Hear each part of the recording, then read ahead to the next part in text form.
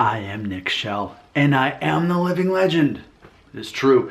It's very important that we have a discussion, a focused discussion on high conflict personality. High conflict personality is very common in men, especially when in their teenage years and early 20s. High conflict personality. This is something you don't want, trust me. If you want people to like you and see you as attractive, no matter what you actually physically look like, you do not want high conflict personality. I'm going to tell you what my interpretation of high conflict personality is. It means that it's very, well, I'll put it this way. There's an internet meme, and it has this person, and the little cartoon person, and they're so excited to finally get to bed. And you see them getting ready, they lay down, and then they go to sleep. And then the very next frame, and then the bubble pops up and says, but somebody might be wrong on the internet. Okay, that's high conflict personality. That it's important to you that you prove other people wrong. High conflict personality is that it's important to you that you prove other people wrong. Now let's really get into the psychology of that and why it's so unattractive to have a high conflict personality. Okay, well, if it's important for you to prove that other people are wrong, even if they are, but if it's important that you convey that message to them and that they receive it, what's the reverse of that? You're saying that it's important that you're right and that people acknowledge that you're right. But I'm Nick Shell, I am the living legend, so I know identity protective cognition means that when you already believe something and have strong opinions about it, if someone tells you otherwise, it's going to backfire and you're going to confirm what they already believe. You're only convincing them further the other way. But see, that's the ultimate problem. Why do you want to convince other people that they're wrong and that you're right? It comes down to insecurity. It comes down to lack of identity. I am a very confident person. I allow people to be wrong all day long. I'll give you an example. You can imagine for me, I run 2 YouTube channels. And one of the main themes in the comment section is people leaving a long paragraph telling me how I'm wrong. And so the best comment I could possibly leave for these people, there's usually one of 2 choices. Option number 1, they leave me this big paragraph basically telling me that I am definitely wrong. Then I say, you are right. And usually that's the end of it because that's no fun for them. They wanted to prove me wrong. Well, okay, you're right. You were right. Those 3 words, you are right. And if that doesn't work, depending on the situation, sometimes I'll use 3 other words. I am wrong. So either you're right or I'm wrong. Either way, I let people believe what they want to. I'm having low conflict personality because I am more mature, I am more confident, and I actually have an identity based on life experience. And I know that it's a complete waste of time to try to debate with people and convince them against what they believe. What a waste of time.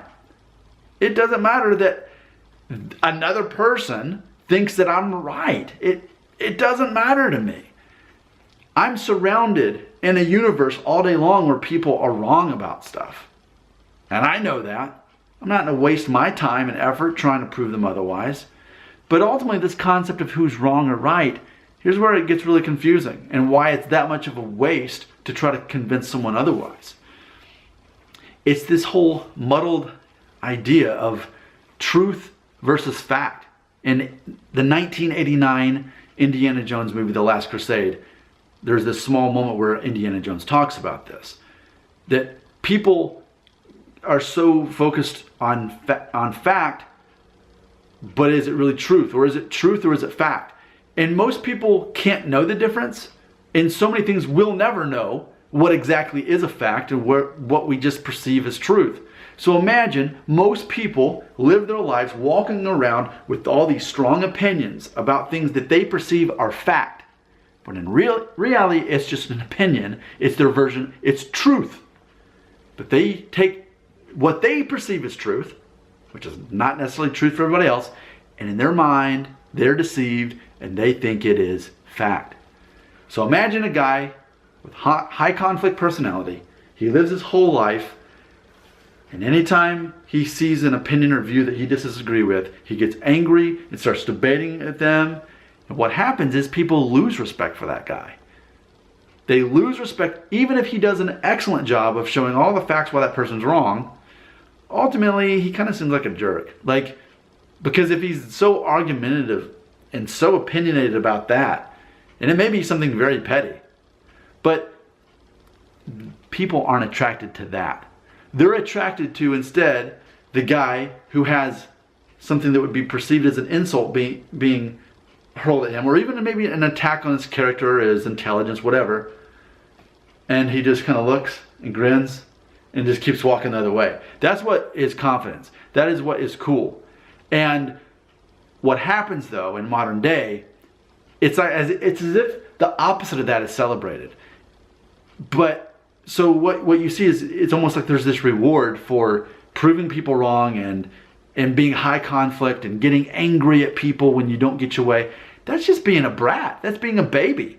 If you can't, I didn't get my way. He said that about me, and that's not what I believe, and I deserve better. What a baby. Being a masculine man is about knowing that in reality, I don't deserve anything. I don't deserve good things. I don't deserve bad things. Things just happen. So I'm just going to keep going this way, and I'm just going to live my life because that's the thing that I can do. But so many men prove who they really are with a high conflict personality. And what's funny too, I was about to say tragic, but for the people who are caught up in this lie, let them keep living the lie. You know, you're smart enough to watch my channel and to learn the truth, so you can know otherwise. But it's such an illusion that people believe about an alpha male. You know, I think that one of the ideas with an alpha male is that he is just so strong and verbal as far as what he believes, and he's able to shut it down and tell somebody what's up. You know, no, that's being a baby. When you have to raise your voice to prove somebody wrong, you're being a baby. That's all it is. You know, I'm mature enough to know that raising my voice, that often actually makes you lose power. It makes you lose respect. If you can't carry on a conversation with someone directly without raising your voice, if you can't do that, then you're probably high conflict personality. People get so confused. Men get so confused between alpha male and beta male. And maybe those things don't even actually exist. But ultimately, someone who's going to be cool and attractive and successful is going to be someone who can basically defuse the bomb with words. The person who can do that is the person that people are going to respect. So, yeah, my favorite comeback, you're right. I'm wrong. Insane, walk away. It's so funny. Hey, and if you've been watching my videos for a while, and you read through the comments, you'll notice like this is the thing I've been doing. Whatever people say about me, as long as in their mind they think that's reality, it is reality. I have no interest in convincing them otherwise. And I highly suggest that you do the same. Adopt that. Why do you care about proving someone wrong? Because you don't know who you really are, so you have to make it seem like you're right. You have to try to convince other people that you're right, but the more you try to convince them, the less you can. The way that you actually influence people is not proving them wrong. That's the worst thing you could possibly do. So, but more importantly, it's not about proving them right or wrong. If you're going to prove anything, your goal is to prove that you don't care. Because that is cool. That is masculine. That is strong. That is mature. That is attractive. The only thing you're ultimately needing to prove to anybody is that you don't care. You care about certain things you can control, and that actually matter. But as it relates to other people, for the most, unless it's about helping somebody, like truly actually helping someone. Well, I need to help them because they're believing a lie. No. Like if you're saving someone from a burning building, like, hey, you're walking into a burning building, don't do that. Okay, and then you jerk them out of there. Oh, come here. Okay, there you did something good. But for the most part, that's not what's going to happen. It's going to be matters of opinions that don't even matter. we're in this illusion that our opinions matter. Man, I should do another video about that, like right now. Comments? Right here.